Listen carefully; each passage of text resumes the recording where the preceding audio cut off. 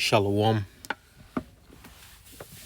call Limelight Yahweh Ba'Shem, Yahweh Shah Ba'Shem Rakak Wadash, double honors to the elders and apostles of Great Millstone who rule and teach well, and sincere Shalom to 144,000 and 1/3. Now this is gonna be me going into Psalms, the 144th chapter. So I'm gonna just dive straight into it. Verse 1, a Psalm of David. Blessed be Yahweh my strength, which teacheth my hands to war and my fingers to fight. And there's a reason why King David, one of the mightiest kings of the Israelites, stemming from the tribe of Judah, starts off Psalms 144th chapter with verse 1 talking about teaching his hands of war. Because 144,000 are going to be mighty men, the house of David. My goodness and my fortress, my high tower and my deliverer, my shield and he in whom I trust, who subdueth my people under me. So I don't want to dip back and forth off of what I got on the screen. So I got the blue letter pulled up on my phone to just chime in on what I'm reading. So this is Salaki, this is Proverbs 18 and 10. The name of Yahweh is a strong tower. The righteous runneth into it and is safe. And that's what King David is going into. And guess who wrote Proverbs? King David's son, King Solomon, who is Yahweh Shai in the reincarnation. So when things get rough and when things are good as well, the Heavenly Father is going to be there for the righteous. Let's get an account on that.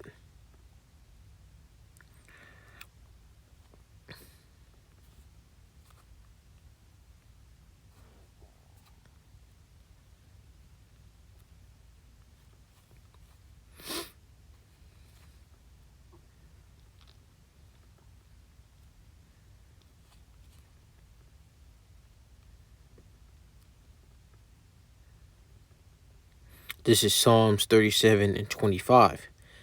I have been young and now am old, yet have I not seen the righteous forsaken, nor his seed begging bread. So the Heavenly Father is going to put on for who he wants to put on for. This is verse 3 of Psalms 144th chapter. Yahweh, what is man, that thou takest knowledge of him, or the son of man, that thou makest account of him? So let's get the Heavenly Father controls everything. Every action on the earth, the Heavenly Father has authority over it. This is Job 34th chapter in verse 21. For his eyes are upon the ways of man, and he seeth all his goings. So the Heavenly Father, you cannot escape the Heavenly Father's grasp. He's the one that's watching everything that goes around.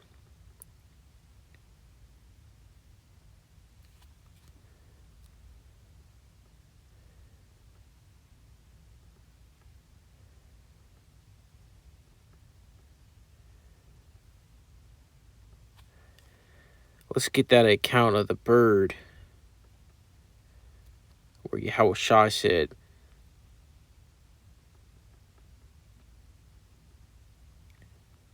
of a bird dying. This is Matthew 10th chapter and verse 29. Are not two sparrows sold for a farthing, and one of them shall not fall on the ground without your Father? So a sparrow, which is a very small, insignificant bird, right, compared to the children of Israel, It's a small, insignificant bird.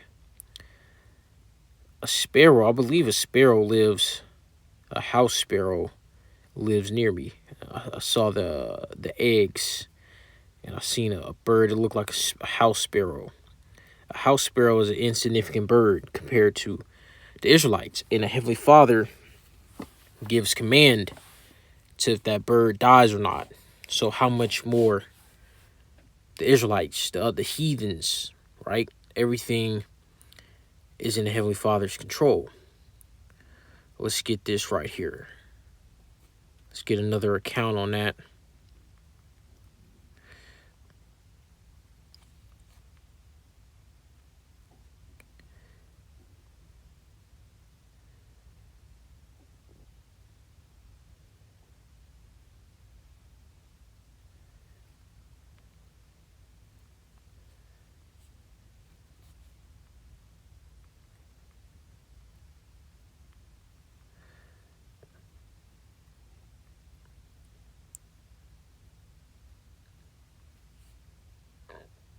This is the book of Proverbs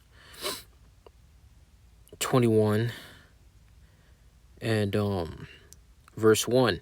The king's heart is in the hand of Yahweh. As the rivers of water, he turneth it whatsoever he will. So the Heavenly Father controls the kings.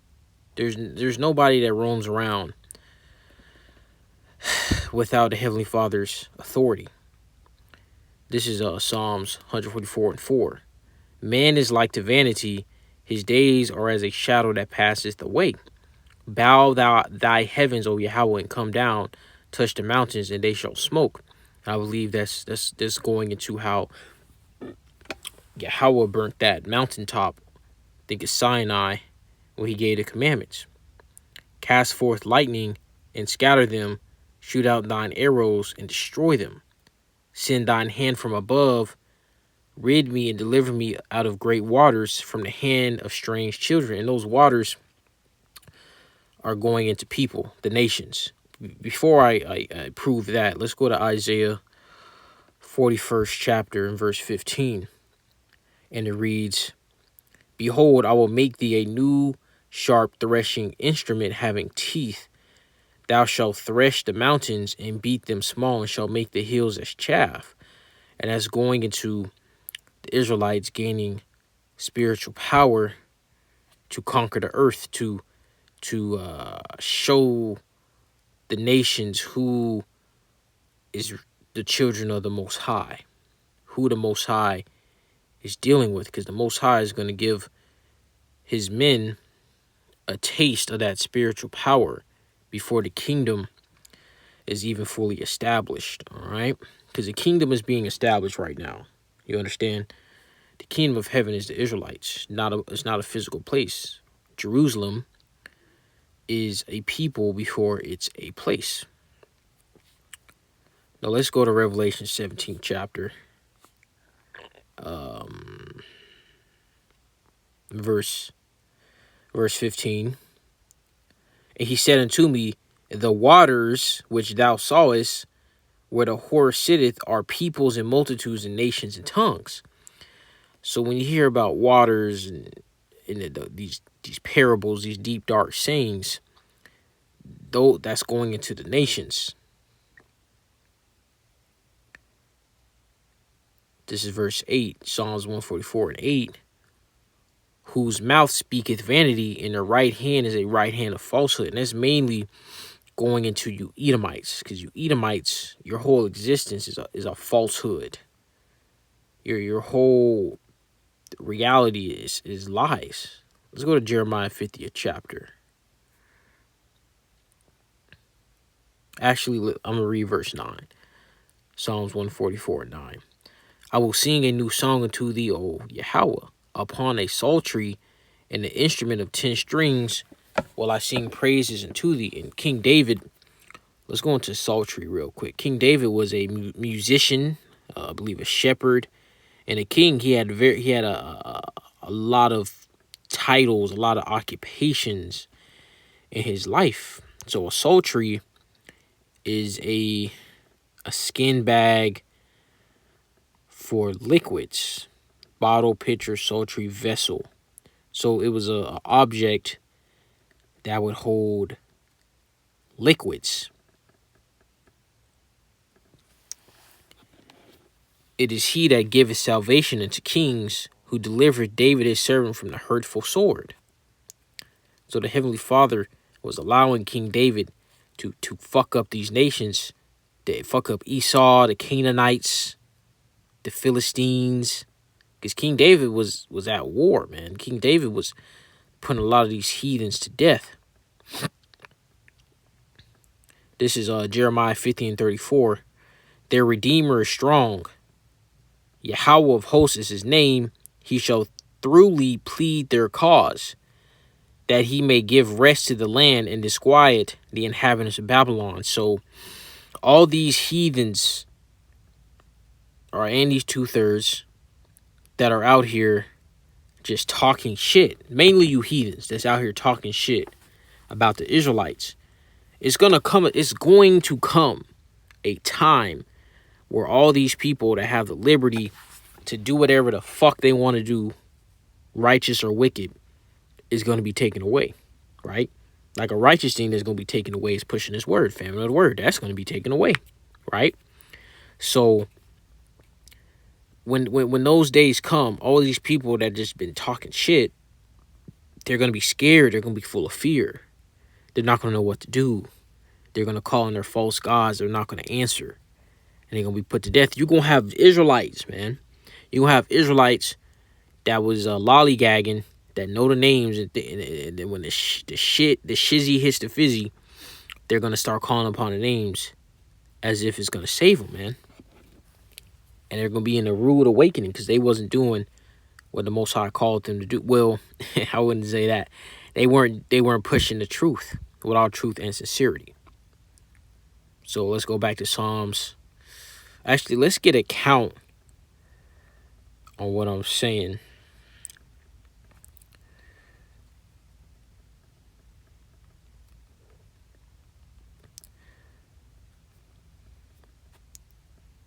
This is Matthew 7:21. Not everyone that saith unto me, Lord, Lord, shall enter into the kingdom of heaven, but he that doeth the will of my Father which is in heaven. And that will is specifically talking about the right hand. You understand? Because the left hand also does the will. Esau, everybody does the will of the Heavenly Father.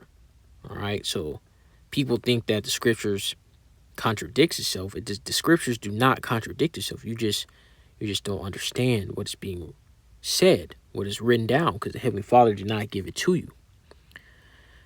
Let's go back to Psalms 144, verse 12. That our sons may be as plants grown up in their youth, that our daughters may be as cornerstones polished after the similitude of a palace, that our garners may be full, affording all manner of store. Yeah, the Israelites aren't supposed to be broke, man. We're supposed to have all the riches of the earth. We should be out here flossing on a level that nobody else can floss on. Because yeah, you got Jakes now flossing, right? But these other heathens, these other nations can floss on that level too. You see, in the kingdom, our floss, which is just saying flex, right? Stun, whatever you want to say, is going to be on a level where the heathens won't be on. You see? That our sheep may bring forth thousands and 10,000s in our streets, that our oxen may be strong to labor, that there be no breaking in nor going out, that there be no complaining in our streets. Happy is that people that is in such a case. Yeah, happy is that people whom Yahweh, whom the Most High is their power, right? So what's going to happen is that after all this shitstorm, this Jacob's trouble that's about to hit the earth, this mass judgment, the Heavenly Father is going to set up the kingdom. And in that kingdom, the Israelites are going to be on top. And there's going to be no more going off, no more heathens bucking up again. It's just going to be continuous good forever. That's what the Heavenly Father has in store for the Israelites, man. Happy is that people. Adoran Ratazah, this was edifying. Shalom.